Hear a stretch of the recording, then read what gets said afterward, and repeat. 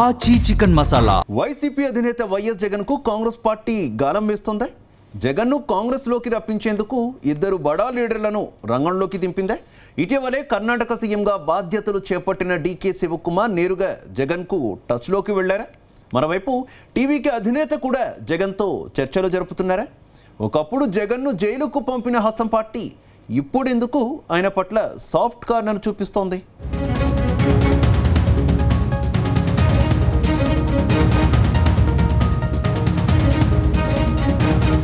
దేశంలో బీజేపీ సర్కార్ను గద్దె దింపేందుకు కాంగ్రెస్ పార్టీ వ్యూహాలు రచిస్తుంది. గతంలో కాంగ్రెస్ పార్టీలో పనిచేసి సొంత కుంపటి పెట్టుకున్న నేతలకు ఘర్ వాపసీ పేరుతో పిలుపునిస్తుంది. ముఖ్యంగా దక్షిణాదిలో పూర్వ వైభవం కోసం కాంగ్రెస్ నేతలు వైసీపీ అధినేత జగన్ కు టచ్లోకి వెళ్లే ప్రయత్నాలు మొదలుపెట్టినట్టు తెలుస్తుంది. దేశంలో బీజేపీ భారీ ఎత్తున పుంజుకోవడంతో కాంగ్రెస్ కి దక్షిణాది మాత్రమే పెద్ద దిక్కుగా మారింది. అందులో 3 రాష్ట్రాలలో అధికారంలో కాంగ్రెస్ ఉంది. తమిళనాడులో విజయ్ పార్టీతో పొత్తు కూడా లాభదాయకంగా ఉంది. ఏపీ ఒక్కటే ఇప్పుడు కాంగ్రెస్ కి నిలువ నీడ లేకుండా చేస్తుంది. అక్కడ కాంగ్రెస్ కి ఉనికి లేదు, పొత్తుకు దిక్కులేదు అన్నట్లుగా సీనుంది. ఈ నేపథ్యంలో కాంగ్రెస్ పెద్దల చూపు వైఎస్ జగన్ వైపు మళ్లినట్టు తెలుస్తుంది. వీలైనంత త్వరగా జగన్ కు కాంగ్రెస్ కండువా కప్పేసి దక్షిణాదిలో బలపడాలని కాంగ్రెస్ పెద్దలు లెక్కలు వేసుకుంటున్నారట. అయితే ఈ బాధ్యతలు Karnataka CM DK Shivakumar, Tamil Nadu CM విజయ్ను రంగంలోకి దింపారని ప్రచారం సాగుతుంది.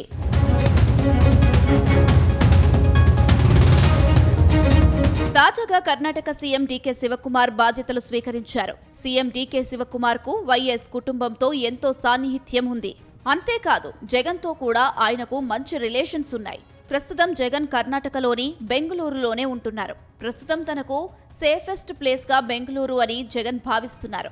తాజాగా కర్ణాటక సీఎంగా బాధ్యతలు చేపట్టాక వైఎస్ జగన్, డీకే శివకుమార్ ప్రత్యేకంగా సమావేశమయ్యారని ప్రచారం సాగుతుంది. ఈ సమావేశంలో కాంగ్రెస్ పెద్దలు దక్షిణాదిలో కాంగ్రెస్ ఘర్ వాపసీ అంశాన్ని డీకే శివకుమార్ జగన్ కు వివరించినట్టు తెలుస్తుంది.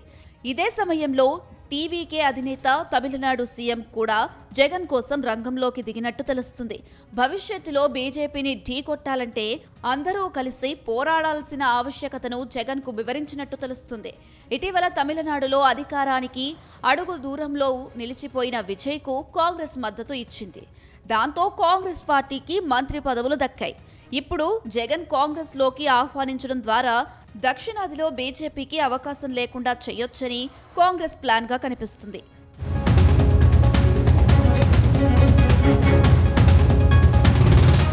మరోవైపు ఏపీలో వైఎస్ షర్మిల స్పీడ్ కు బ్రేకులు వేశారు.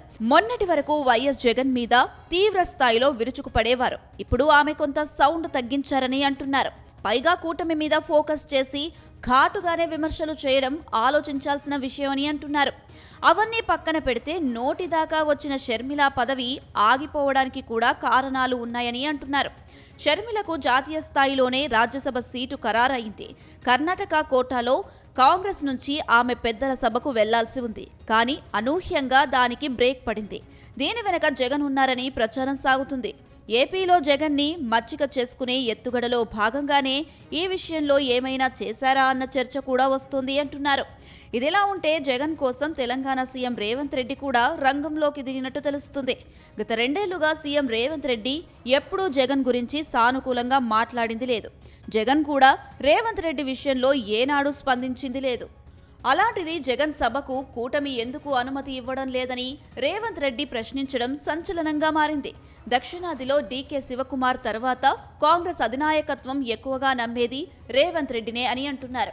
మరి ఆయన కూడా తన సాటి రాష్ట్రం ఏపీలో కాంగ్రెస్ జెండా ఎగరాలని కోరుకుంటున్నారు అని కూడా చెబుతున్నారు. ఈ క్రమంలో రేవంత్ రెడ్డి ఈ కామెంట్స్ చేసి ఉండవచ్చని టాక్ వినిపిస్తుంది.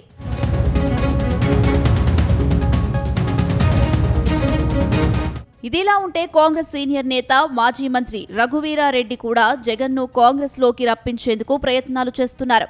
గతంలో ముఖ్యమంత్రి పదవి కోసం సంతకాల సేకరణ చేయించలేదని ప్రకటించారు. తమ పార్టీ నేతలు కొందరు జగన్ కోసం అలా చేశారు. అంతేకాదు జగన్ కాంగ్రెస్ లో ఉంటే ఉమ్మడి ఏపీకి సీఎం అయి ఉండేవారని అన్నారు.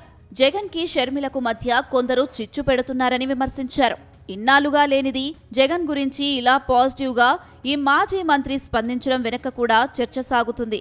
మొత్తం మీద ఈ వరుస పరిణామాలు చూస్తుంటే జగన్ కోసమే నేతల ప్రయత్నాలన్నీ స్పష్టంగా అర్థమవుతుంది.